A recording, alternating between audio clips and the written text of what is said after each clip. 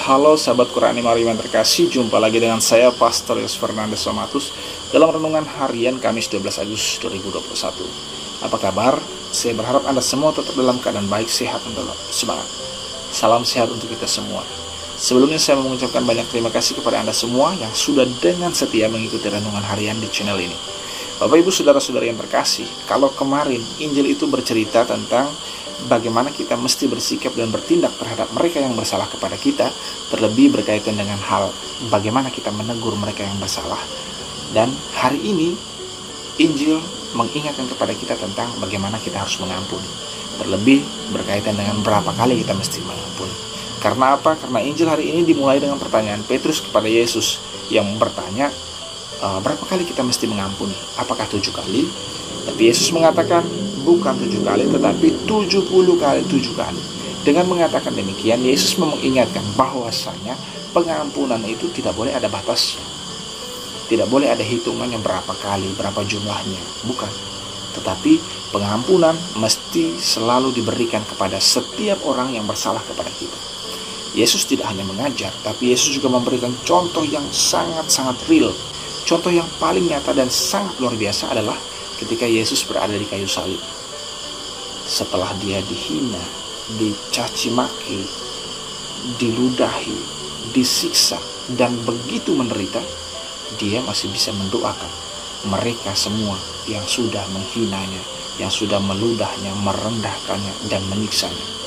Dia katakan, ampunilah mereka karena mereka tidak tahu apa yang mereka perbuat. Ini suatu contoh yang sangat luar biasa. Mungkin dari kita mengatakan, Yesus bisa melakukan itu karena Yesus adalah Tuhan. Bapak Ibu Saudara-saudari yang terkasih, jangan kita lupakan bahwasanya Yesus adalah 100% manusia dan 100% Allah. Maka kalau kita mengatakan Yesus itu Tuhan, maka Yesus bisa melakukan itu. Artinya kita menyangkal bahwa Yesus adalah 100% manusia. Yesus juga adalah 100% manusia dan dia melakukannya itu sebagai 100% manusia juga. Nah, bagaimana dengan kita? Kita juga perlu belajar untuk mengampuni.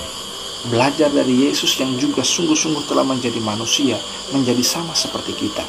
Dan kita pun dipanggil untuk menjadi sama seperti Yesus. Sebagai pengikut Kristus, sebagai pengikut Yesus, kita perlu belajar untuk mengampuni. Memang sulit, tapi bukan berarti tidak bisa. Bapak Ibu Saudara-saudari yang terkasih, setiap hari adalah suatu proses belajar untuk memiliki hati seperti hati Yesus sendiri. Kita perlu memohon rahmat dan bantuan dari Tuhan, dari Roh Kudus, agar kita memiliki hati seperti hati Yesus sendiri. Hati yang senantiasa mau dan siap untuk mengampuni. Selain itu, di dalam Injil hari ini Yesus mengingatkan mengapa kita mesti mengampuni saudara-saudari kita yang bersalah kepada kita. Intinya adalah kita perlu mengampuni saudara-saudari kita karena sesungguhnya kita adalah orang-orang yang juga telah menerima pengampunan dari Bapa. Yesus memberikan suatu gambaran mengenai seorang raja, seorang tuan yang memberikan pinjaman kepada hambanya.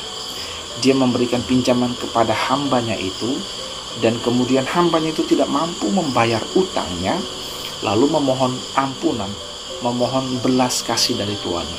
Si tuan karena melihat hambanya yang tidak mampu membayar, karena iba terhadap si hamba, lalu memberikan pengampunan.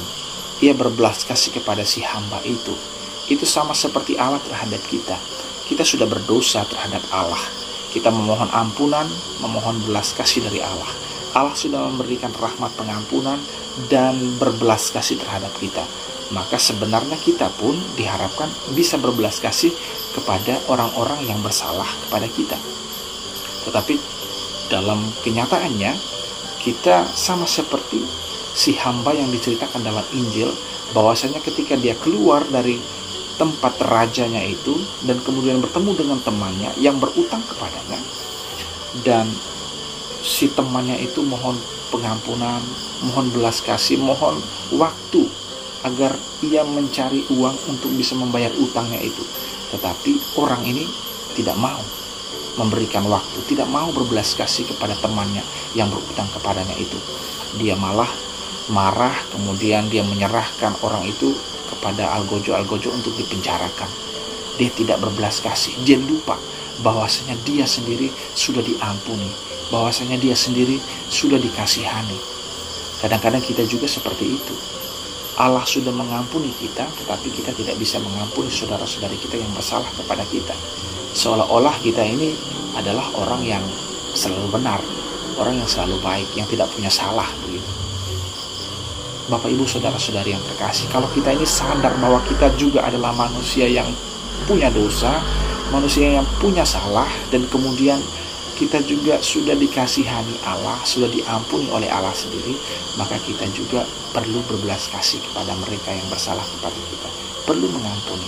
Jadi kita mengampuni orang lain bukan karena kita ini baik, bukan karena kita ini luar biasa, tapi karena kita ini adalah orang berdosa yang juga sudah menerima belas kasih dan menerima pengampunan dari Allah sendiri. Bapak Ibu saudara-saudari yang terkasih, semoga semakin hari kita juga semakin memiliki hati yang penuh ampun, penuh belas kasih terhadap mereka yang bersalah kepada kita, karena sesungguhnya kita juga adalah manusia-manusia pendosa, manusia-manusia yang bisa berbuat salah. Maka berbelas kasihlah, ampunilah, maka kita pun akan dikasihani, kita pun akan diampuni. Jangan sampai seperti hamba yang dikisahkan dalam Injil hari ini, karena dia tidak mau berbelas kasih kepada temannya, karena dia tidak mau memberikan tenggang waktu kepada temannya, maka dia dimarahi oleh sang raja, kemudian dijebloskan ke dalam penjara.